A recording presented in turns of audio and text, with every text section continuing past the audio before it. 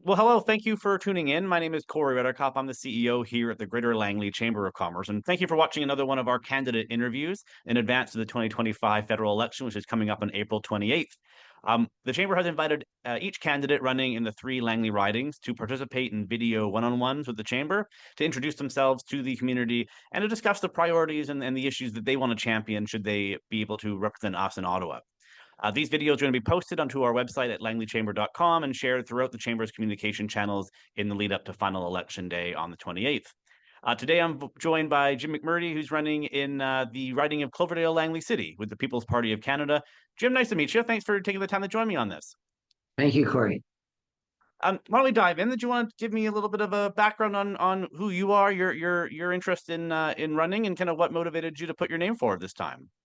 Yeah, I'm just really concerned about what's happening to Canada. I feel that the priorities are no longer what they used to be. One example is the woke ideology that's making people worried all the time about offending someone or just the basic safetyism. And so there's I really feel a very serious problem, restricted speech, narrowing speech. And we know that because there's fewer things said. And what I noticed yesterday at the all candidates meeting is the Conservative Party candidate didn't even show up. And the questions were very narrow and bandwidth. And I just sort of feel it's sad that we've got serious issues. If people are going around knocking down our statues and changing names of schools and generally impugning Canada, among other things, is what's happened on October 27, 2022. All parliamentarians in Ottawa called Canada a genocidal project because of the false discovery of graves in Kamloops. So I'm motivated because it's not the Canada I grew up in, and I think we have very serious problems with bringing in too many people to provide for them adequately and to provide for the people that are here. So yeah, and I should say, and I raised a family in Cloverdale. I have three children. They're lawyers, and they're married to lawyers, and they're struggling. So I certainly have a sense also as a teacher of many kids that are homeless while at school. So it's lots of serious issues. And I think the PPC represents a party that's going to be sensible and rational about spending. There's things the government can do, and there's things that the government can't do and shouldn't do. And I think the other candidates that talk wistfully or almost magically about money here for this and for that, and forgetting that if you continue to deficit spend as our government has done, Trudeau saying he's balanced the budget in 2019, and we saw what I guess have seen what the result of that: double the size of deficits, double the size of debts, interest rates skyrocket, and just the cost of living because of inflation. So if anyone's serious, we have to promote business. We have to promote the people that create wealth in our society. We have to not buy oil from the Saudis or Tunisians or Moroccans. We have to dig it up here, and we have to just be more sensible about there's so many things that we can do. Well, let's dive into a couple of those issues, and I think a few of the things that you've mentioned will segue nicely into what we have to talk about here. And I probably don't need to tell you. You mentioned there about your children, and I'm sure you're hearing on the doorsteps around the cost of living and the increasing cost of just being able to get by. Whether we're talking about families in Cloverdale, Langley City, or we're talking about businesses. For everybody, the higher cost inflation is top of mind. What would you bring if you're sitting in Ottawa? What would you bring to the conversation and the discussion around how we tackle the cost of living challenges, and what's Ottawa's role in doing so? Well, first of all, I don't think Ottawa has much of a role at all. It should tax less. It should get out of the way of private enterprise. It's not a federal issue.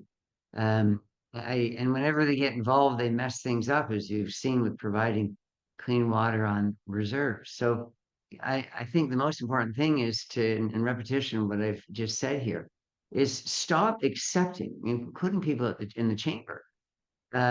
Everyone should just stop listening to political candidates that are saying, "I'm going to we'll spend more for public housing and for homeless people and for parks and for schools and hospitals and get more doctors from overseas and a bigger defense and all these things." It's just obviously that's going to lead to inflation.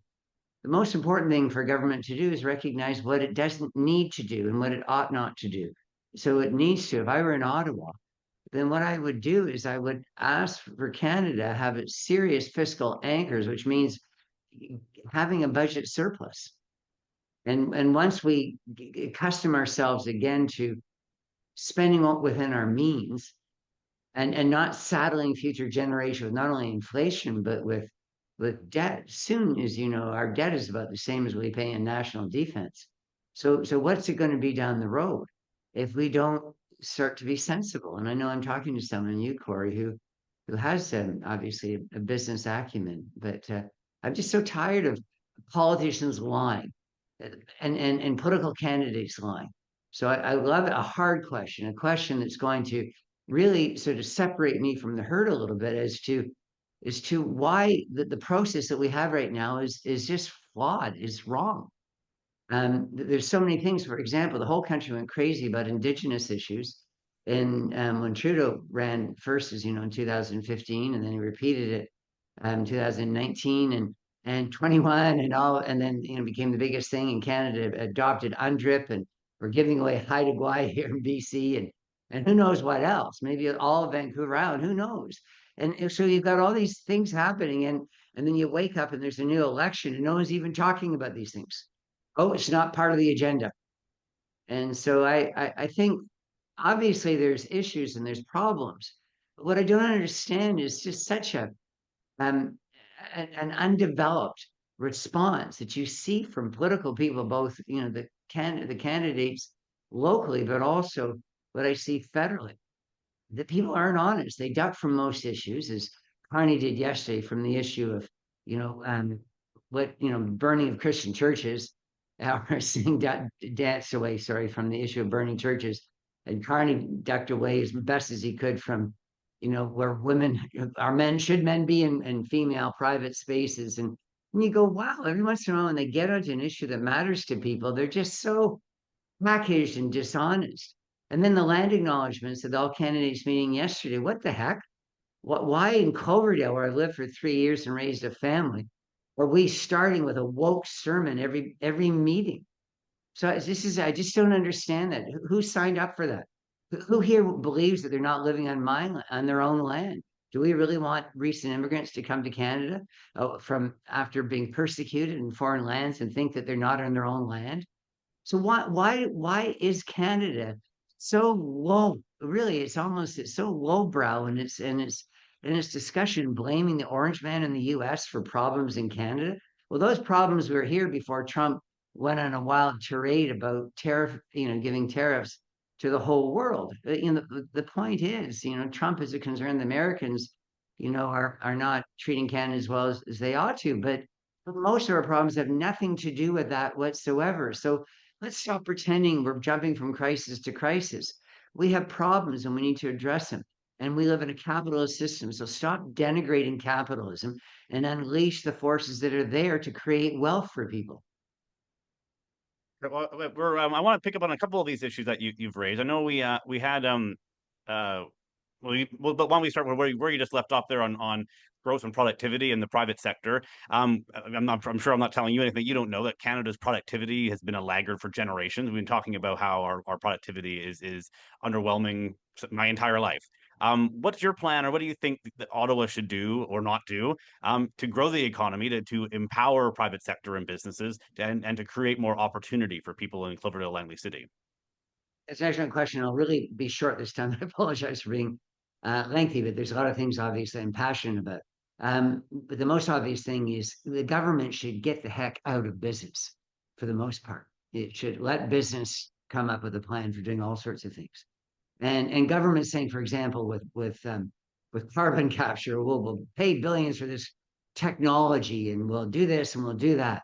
No, get out of the way. Give subsidies if necessary to companies that are more sustainable, more economic, environmentally sensitive than others. But that's not your job. And the thing that bothers me the most is I just allow me to fit this in because it may not be a question, Corey, is I'm an educator. Guys go into classroom today. They don't work. You're talking about productivity. It starts with the educational system. You have to prepare kids. You have to train kids. You have to get kids to think better. And you don't do that by having them memorize the colors on the pride flag or consider changing their sex or by getting rid of literature or by disfiguring Canadian history, by putting kids into race buckets, by indigenizing everything and saying everyday kids listen to the same announcement as yesterday. How about Canadians not only in the past but are today committing genocide against our Indigenous peoples? So look, there's a lot of sophisticated responses to give. I know there's very little time here. I just, it's to me, it's just much more than just telling candidates what the problems are, and then the other candidates saying, "Well, we'll spend more." And I know I'm not. I know you're sophisticated. Everything you said, I love. But this, what I experienced yesterday, and listening, and certainly listening on television, there's just nobody being honest. I think outside of the PPC, which is a part of it, saying you got a big problem with mass immigration. And if anyone doesn't believe that, my pregnant daughter-in-law, my son's baby to be, she was in the hospital for 12 hours because she wanted to know if she was pregnant, and after 12 hours, she went home. Nobody saw her in that time, and she is pregnant. But I mean, we've got serious problems here. And they say, oh, well, we're going to cut immigration. You're going to cut immigration? What? Oh, to 250,000 or only 500,000? And they're not talking about those in the foreign worker program or those who are refugees or those who are from family unification. And so you got all these, all this dishonesty, but particularly all the students that are coming here and staying in Canada, and now they can work 16 hours a week or whatever. And then ordinary people can't get work, or certainly part-time work, young people and so forth, or older people. So I just think, first of all, whoa, let's start, put people in a room and say, look, we can't, don't open your mouths unless you're going to say something intelligent. And you can't spend your way out of these problems because that's what caused the problems. We're galloping towards our time here. I want to get a question which I know is or an issue and a question I know is of interest to your particular writing, because we will hear from our businesses there, and I'm interested with your perspective on the issue of crime and public safety and where the PPC is on this. Um, and we're talking more when you look at Cloverdale, Langley City. I mean, our concern is the retail theft, property crime, street disorder, that kind of grinding crime that our businesses and families see on an everyday basis sometimes. What actions do you what's your perspective? What actions do you want to see taken? What are your general thoughts on how do we handle and why haven't we been able to get our hands around an issue that we've been talking about again for a decade? Yeah, I could also ask you if there are graves in Kamloops, and Canada has to change and spend hundreds of billions of dollars and present itself around the world again as being a genocidal state, why don't you dig?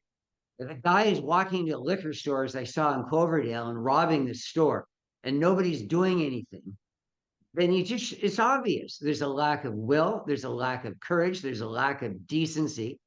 There shouldn't be anybody allowed to steal. There shouldn't be anyone allowed to stand, by I don't know, a street light or whatever and take money from people. They just, no one should be allowed to live on the street or live in a park and defecate there. And so there's all these obvious things. In Cloverdale, I've been threatened many times just walking down the street with transients and stuff. And the police, go, oh, there's nothing we can do. There's no will. And it's not the police, it's our whole society. It's the people at the top going, oh my gosh, I need votes. I need votes everywhere. And they just bend and they duck and they just move around issues. Just just elect people who are going to do something about it. If somebody commits a crime, that person needs to be punished and immediately. And so the Canada is just moved so fundamentally away, Corey, from the values, the traditional values that guided us. I just don't understand this. It's just so obvious. If you have Palestinian or Hamas people protesting a street and chasing after Jewish citizens, it doesn't matter that this group is Muslim, that group is Jewish. That's not Canada. You don't chase after fellow Canadians. You don't frighten fellow Canadians. So I think the onus is on the voter to vote for people that are going to do something about it, and not those who just go about giving lip service and sounding like they're 3 years old. Well, I appreciate your thoughts on that. Why don't we, we're up against the clock here, so why don't I give, well, as we close out here, is there anything any final comments or any Last words for voters in Cloverdale, Langley City. I mean, we're in the last week or so, or week and a half, I guess, of the campaign here. What's any closing remarks for voters in your riding on how you'd want them to be casting their votes in a couple days? I hope people consider the PPC. I know we're not going to be elected likely anywhere, but I think we represent an important voice for rationality and limited government and not bringing in so many people because it's not working out for them or for us in many cases. So and find out what's happening in your schools and be honest. Be honest about the fact that we live in a society that nobody wants to hear your opinion. I had someone yesterday say to me, "Well, if it's wrong, why don't you write to the Ministry of Education?" I've been writing the Ministry of Education because I'm a former teacher and principal, and I'm a researcher. I have a PhD, and so I do all these things, and I've never got a response. And then I go to an all candidates meeting yesterday, and the person who's likely going to win the riding doesn't even show up. So it's just this incredible apathy that's in our society that we're allowing politicians not to be accountable to the people. How did it get to the point where we had the inflation that we do, to government debt that doubled? What is that going to mean for our children and grandchildren?